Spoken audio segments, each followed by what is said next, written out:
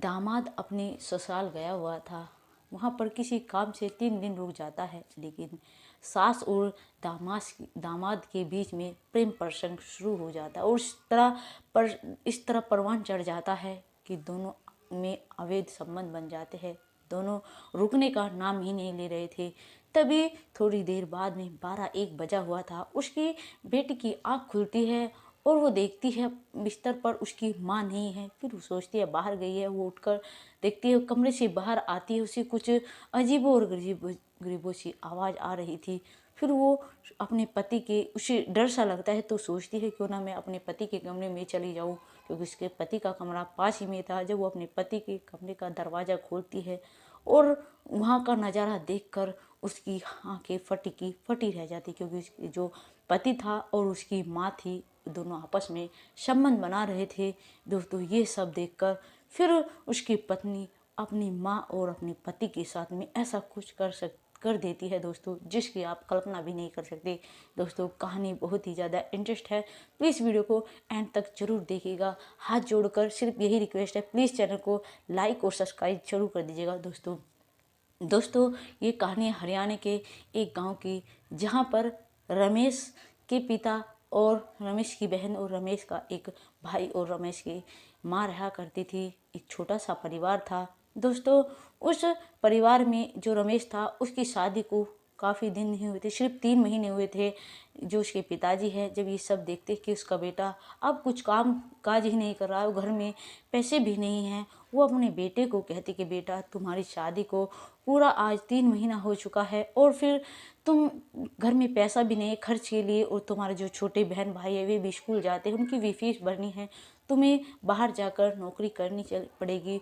तुम ऐसा करो, विदेश चले जाओ, वहाँ पर जाकर जो कर लो, तुम्हारे दोस्त भी रहते हैं। जब ये रमेश बात सुनता है अपने पिता के मुख से, तो रमेश कहता है कि पिताजी ठीक है, मैं कल ही चला जाऊँगा विदेश। वो थोड़ी देर बाद में अपने दोस्तों के पास में फ़ोन करता है, उनसे पूछता है कि यार, घर में बहुत ज़्यादा तंगी आ चुकी है और मेरी शादी भी हुई है और शादी में काफ़ी खर्च हुआ है और कर्ज भी हो चुका है, इसलिए मुझे विदेश जाना पड़ेगा। तुम में से कोई विदेश जा रहा है क्या, क्योंकि मुझे भी विदेश जाना है। तभी उसका एक दोस्त था, वो बोलता है कि हाँ, मैं विदेश जा रहा हूँ, वो भी 10 दिन बाद। क्या तुम भी चलोगे? रमेश कहता है हाँ यार, मैं भी चलूँगा, बहुत ज़्यादा दिक्कत है। कहता है कि ठीक है, मैं तुम्हारा एक टिकट करा लेता हूँ। रमेश इतना कहता है अपने दोस्त को, उसका दोस्त कहता है ठीक है, इतना कहकर फ़ोन कट कर देता है। फिर रमेश जो था अपने पिताजी के पास जाता है, पिताजी से कहता है कि पिताजी, मैंने अपने दोस्तों से बात की है और जो मेरा दोस्त है वो जा रहा है पूरे 10 दिन बाद, वो मेरा भी टिकट कराने के लिए कह रहा है, अब से 10 दिन बाद मैं विदेश चला जाऊँगा। उसके पिताजी कहते हैं कि ठीक है बेटा, जितने 10 दिन तुम यहाँ पर हो, उतने 10 दिन तुम अपनी पत्नी के साथ में समय बिताओ, क्योंकि फिर पता नहीं कितने एक महीने बाद तुम घर पर लौटोगे। इतना कहकर उसके पिताजी बाहर चले जाते हैं और बाहर जाने के बाद में उसके पिता के मन में कुछ और ही चल रहा था दोस्तों, क्योंकि जो उसकी पत्नी थी रमेश की, बहुत ज़्यादा खूबसूरत थी। उसके मन में तो ये था, ये तो विदेश चला जाएगा और फिर मैं इसकी पत्नी के साथ में कुछ ऐसा करूँगा, मतलब उसे अपने साथ उससे प्रेम करने लगूंगा, उसे हर चीज़ की पूर्ति करूंगा, और जब पति यहाँ नहीं रहेगा उसे इस चीज़ की कमी भी खलने लगी और वो भी फिर मेरे बहकावे में आ जाएगी।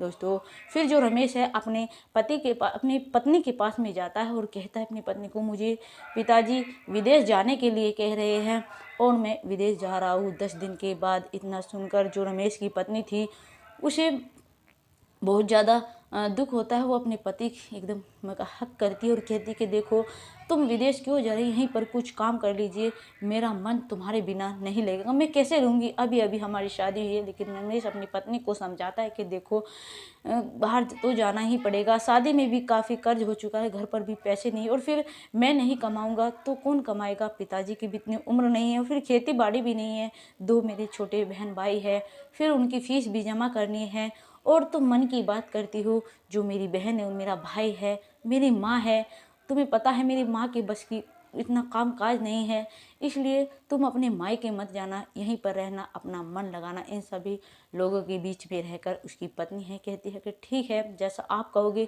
मैं वैसा ही करूँगी, लेकिन एक बार मैं अपने मायके जाना चाहती हूँ, क्योंकि फिर पता नहीं कब आओगे आप और कब मैं अपने मायके जा पाऊँगी। एक बार 1-2 दिन के लिए मायके मिला कर ले आओ। जो रमेश है कहता है कि ठीक है, चलो 2 दिन के बाद हम तुम्हारे मायके चलते हैं। इतना कहकर वो बाहर चला जाता अपने यार दोस्तों के पास में बैठने। थोड़ी देर बाद जब आता है, अपनी पत्नी से कहता है कि देखो मुझे जाना है 10 दिन बाद, तुम मेरे कपड़े धो धा के मेरा बैग पैक कर कर रखना। उसकी पत्नी कहती है ठीक है, इस बात की चिंता मत करो तुम, मैं ये सब कर दूंगी। फिर शाम हो जाती है, फिर अगला दिन होता है। रमेश जो है फिर जाता है बाहर, उसके दोस्त का फ़ोन आ जाता है जैसे ही बाहर घूमने के लिए जाता है, और कहता है कि देखो यार 5 दिन के बाद टिकट हुआ है हम दोनों का, ऐसा करते हैं 5 दिन बाद ही जाना है। रमेश कहता है यार तुम तो 10 दिन बाद कह रहे थे। उसका दोस्त कहता है कि देखो 5 दिन बाद ही टिकट हुआ है तो 5 दिन बाद ही चलना है। रमेश कहता है कि ठीक है। रमेश अपने पिताजी से आकर कहता है कि 5 दिन बाद ही मुझे जाना है, क्योंकि 5 दिन बाद ही टिकट हुआ है। जो मेरा दोस्त है उसने 5 दिन बाद कहा है।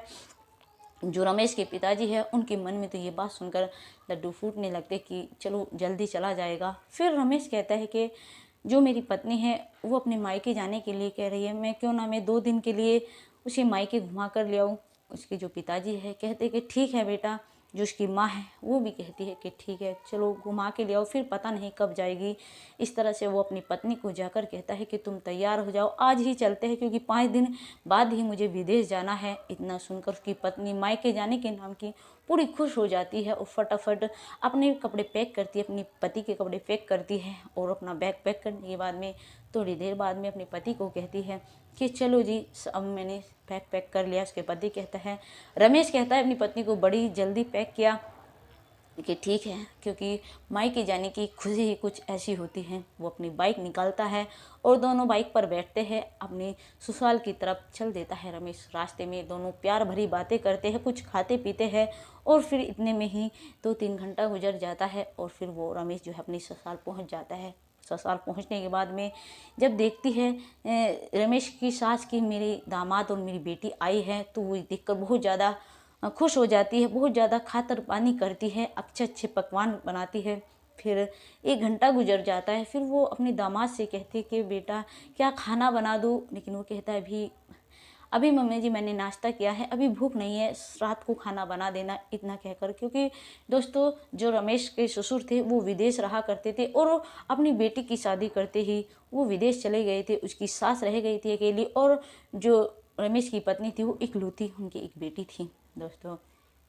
फिर वे वहाँ पर रहते हैं, शाम हो जाती है। जो उनकी सास है अच्छा खाना बनाती है, खाना खाते हैं, तीनों बैठकर अच्छी खुशी रहते हैं। फिर वो अपनी पत्नी को कहता है आराम से, देखो मैं कमरे में जाकर सो जाऊंगा, तुम रात को जैसे ही तुम्हारी माँ सो जाएगी तुम मेरे पास आ जाना, क्योंकि तुम्हें पता है 5 दिन बाद ही मुझे विदेश जाना है, पता नहीं कब मिलेंगे, हम तुमसे प्यार करेंगे ढेर सारा। इतना उसकी पत्नी हंसती है, कहती है कि ठीक है मेरा भी मन है, तुम क्या समझते हो, मुझे भी पता है तुम चले जाओगे, पता नहीं फिर कब आओगे, ठीक है जैसा तुम कहते हो मैं रात को आ जाऊंगी। उधर जो रमेश अपने कमरे में जाकर सो जाता है, उधर जो रमेश की पत्नी होती है, रमेश की सास होती है, वो दोनों माँ बेटी आपस में बात करती है, खूब सारी देर बातें करते रात के 11 बज जाते हैं। रमेश सोचता है कि अब तक नहीं आई, क्योंकि रमेश इंतजार कर रहा था। वो उठकर देखता है, जाता है कमरे में, देखता है कि दोनों माँ बेटी बात कर रहे हैं, सोचता है फिर थोड़ी देर बाद आएगी, फिर अपने कमरे में जाकर लेट जाता है। उसे 12 बज जाते हैं। फिर सोचता है शायद अब तक क्या उनकी बातें ख़त्म नहीं, शायद अब सो गई होगी, और लाइट भी जा चुकी थी।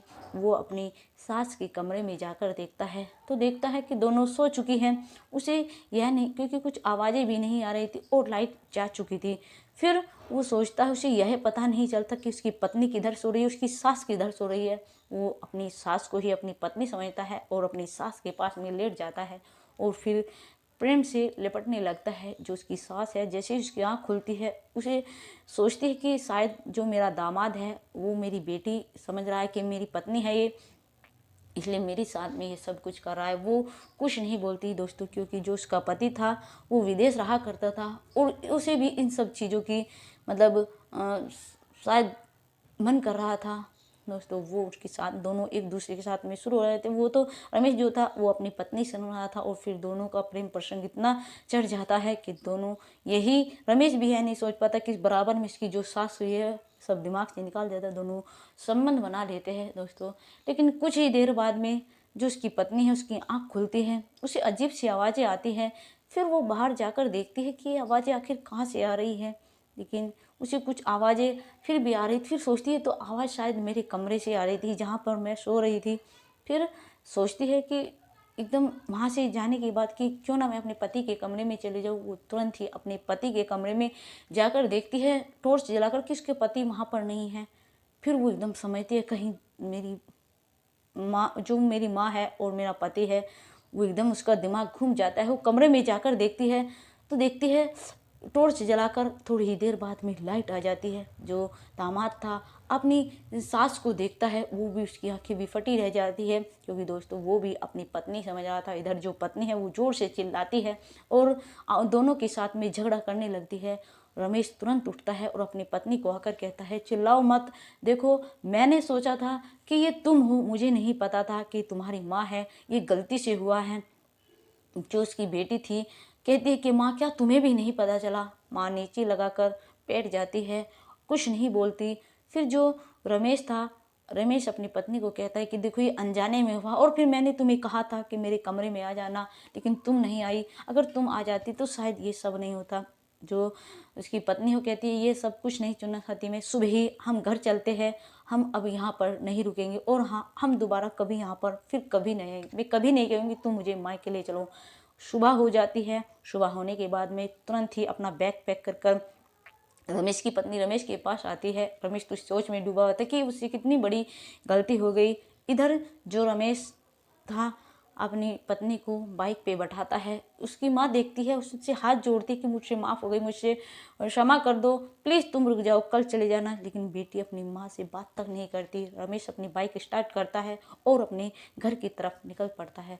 दोस्तों जो उसकी माँ थी वो वहीं पर रह जाती है। दोस्तों हमारा इस कहानी को किसी का दिल दुखाना नहीं है, सिर्फ यही बताना है कि हमारे देश में जो कितने क्राइम बढ़ रहे हैं, कितने अपराध बढ़ रहे हैं, ऐसे लोगों से सतर्क रहिए, ऐसे अपराधी लोगों से भी दूर रहिए। दोस्तों अगर हमारी ये कहानी आपको ज़रा भी अच्छी लगी तो प्लीज़ चैनल को सब्सक्राइब और लाइक ज़रूर कर दीजिएगा, ताकि मेरा हौसला बना रहे, और छोटा सा कमेंट भी ज़रूर करिएगा।